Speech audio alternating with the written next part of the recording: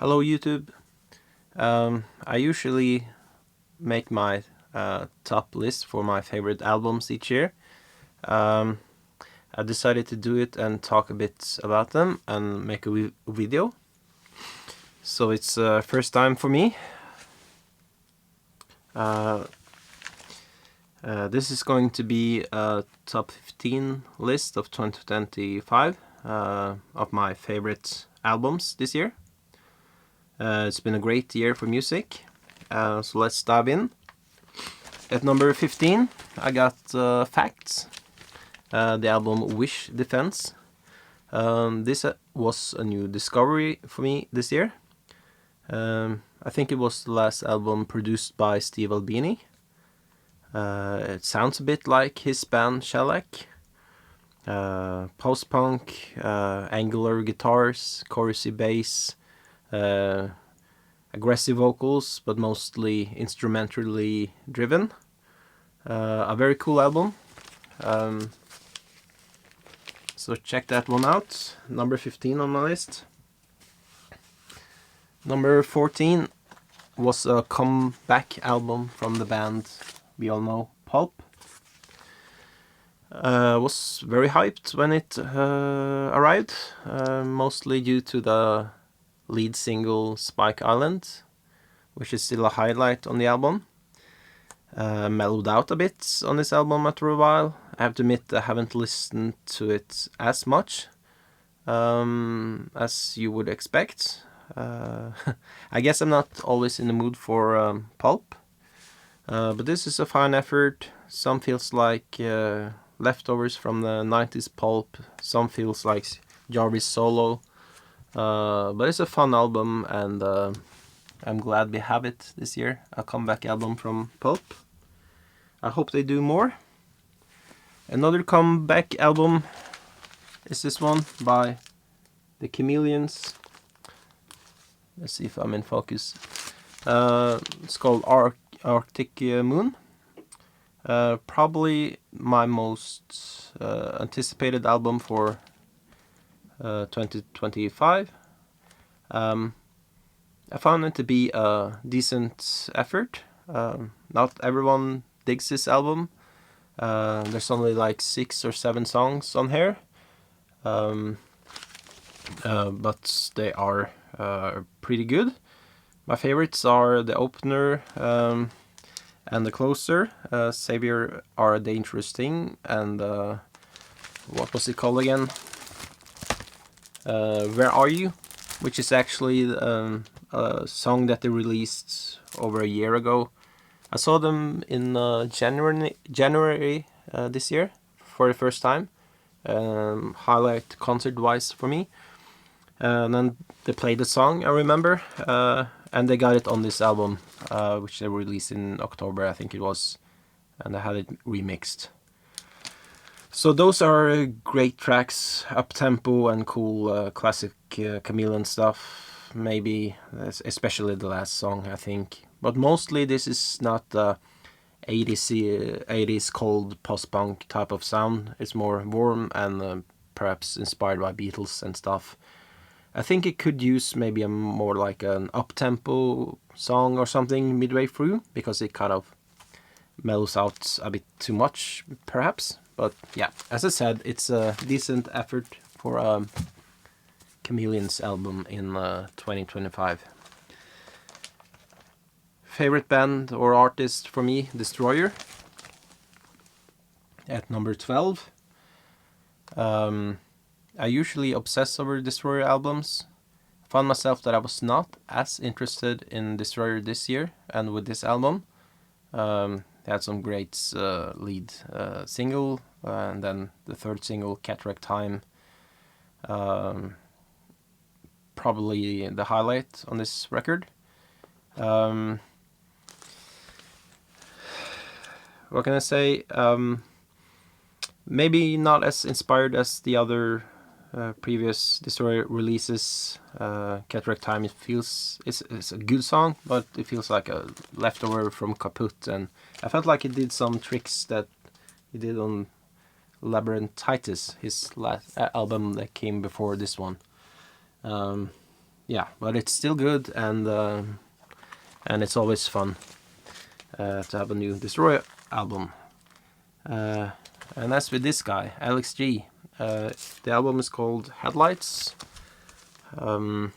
In 2023, I put Alex on the top of my list for that year with the album God Save the Animals. Found that album to be a bit more consistent than this album. This is on RCA, I guess a bigger label for him. I was a bit skeptical when I heard the first, the lead single, Afterlife, right? Because it had a very pristine sound, and I might prefer him more lo-fi. They had that big drums that you hear on everything.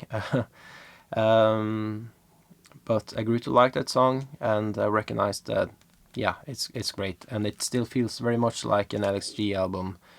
There's weirdness going on, and there's beautiful songs where it's reminiscent of Elliott Smith, and but not as consistent as the other releases, I think. This one I hyped very much when it came out. Much due to the single Evangelic Girl is a Gun. That's a very, very terrific song this year. So I discovered Jewel around the Soft Scars album, which is more up my alley because it's guitar based and more rocking. This is based in trip-hop and EDM style music, but still a lot of great catchy songs on here, I think. Great production. It's very stylistic stuff, this, but I don't think that overshadows the quality of the music by any means. It deserves the spot on my 2025 list at number 10. Next up, at number 9, The Tubs. Another band that I saw a month ago. I saw Destroyer and Tubbs in November this year. What a great live band. They goofed it up. I think everyone there enjoyed them live. When I discovered Tubbs, I felt like they were right up my alley. Jangly, guitar-based indie rock. Reminded me some of Husker Du and Dinosaur Jr. even. And there's obvious influence from the Smiths and stuff. So gets your spirits up, and yeah, quite a highlight this year. Next up, also a very good indie rock band, perhaps a few notches more chaotic even. Tropical F Storm. What a great band. Previously, their albums have not all been very consistent to me, but they have some incredible songs that I really, really love. With this, there were like 4 singles prior to the release that really captures me. I guess they swap more out the vocal duties or the songwriting, where they each band member front the song. That was very cool to see. Incredible guitar work. It's noisy, it's loud. The drummer, Lauren, she's incredible. If you get to see any live clips or show, wear your hearing protection, by the way. Yeah, they put out this live record last year. Probably one of my favorite live releases the last years. It's incredible, great recording. So yeah, fantastic band, Tropical F Storm. Next up, was quite a surprise for me because this was a band I kind of followed maybe more than 20 years ago. which is strange. But I fell off in the new metal era, where everything kind of production-wise sounded cold and sterile, and I got bored. Even Cure sounded a bit not very good at that time. So I checked out the first single, thought it was good, engaging, and the second single was even better. It's called Milk of the Madonna. The chorus of that song is impossible not to nod your head to that. It's so good. So I got the album and I found it to be a terrific listen. There are some elements in this that kind of bothers me, like electronic things in the production and stuff, but it doesn't take away too much from the brilliant comeback. It's not a comeback album, but for me, it's kind of a comeback thing. But I need to catch up on Deftones, obviously. Yeah, a big surprise for me this year. So this is not a surprise, it's just something that I think is always rewarding to check out. I've been a fan for a very long time of Dean Wareham and Galaxy 500 and all that stuff. Maybe it's not an obvious contender for the album of the year. For me it is, of course. I find this album to be so soothing. It's been medicine this year. It's so even and beautiful, and yeah, the subtle songwriting Dean borrows from stuff and makes it his own. And I've been listening to this a lot, always in the mood, at the gym even. So at the number 5 spot, I think. I could say this about a lot of the bands on my list, but Wednesday is probably the coolest indie rock band around today. So they managed to do all these things. They merge shoegaze and country and noise, and they can sound like Payment and Sonic Youth, and do all this thing and in their own expression, of course. And then yeah, such a rewarding listen. And what a run of singles this year. You know, I got so hyped before I heard the album, and the album was, I think it's the best that they have done. So great stuff. Wednesday. When I heard this album, I kind of got lost in it, and I thought this is the favorite record this year. But this year has been a great year for music, so it's one of many great albums, but it's the new album by Cass McCombs. It's a double album, 70 minutes plus, with great songwriting. The thing is with Cass that he always manages to go in the right direction somehow, and feel fresh. This is maybe more pure and simplistic in production than his last effort. Yeah. And yes, the songs are very, very good. The single I Never Dream About Trains. What a terrific, beautiful, hauntingly beautiful song that was. Contender of the Song of the Year. So I'm very happy this record exists.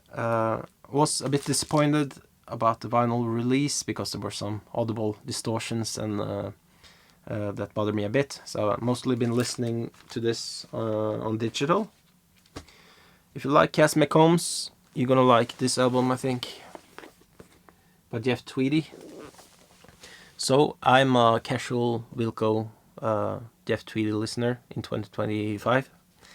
But this blew me away, and it's my favorite vinyl release for new albums this year. It's a triple album in a cool box release.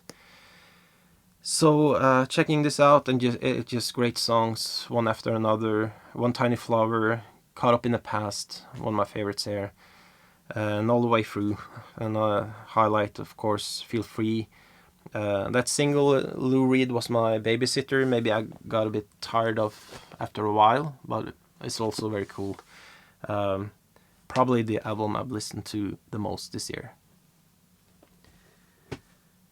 Okay, so before I'm getting into my number 2 album, which is the album everyone's talking about, I'm going to preface it by saying that this album, the solo album by Cameron Winter, it was released in 2024, in December. I see a lot of people have it on their 2025 lists, even Pitchfork and stuff.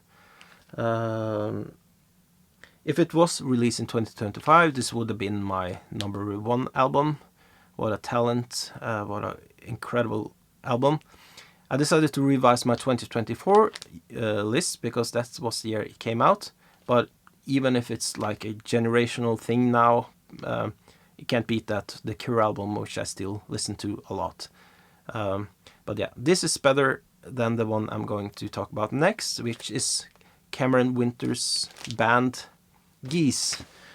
And this album was actually released in 2025, and everyone's talking about it. Nick Cave, and yeah. So no wonder I'm all for the hype. I'm all on board. I think it's an amazing album. If you like rock music, all ages, even if I'm so glad that the kids have a cool band like this. But all ages, there's songs here that kind of reminds me of Van Morrison, Velvet Underground, obviously. The lead singer, a strong lead singer, he kind of is a mix between Tom York and Lou Reed, perhaps. If you can handle the vocals and stuff, you will find this very rewarding. Feels like a very important album this year. It's not a perfect album, but it feels, yeah. Yeah, my number 2. That's what I can say.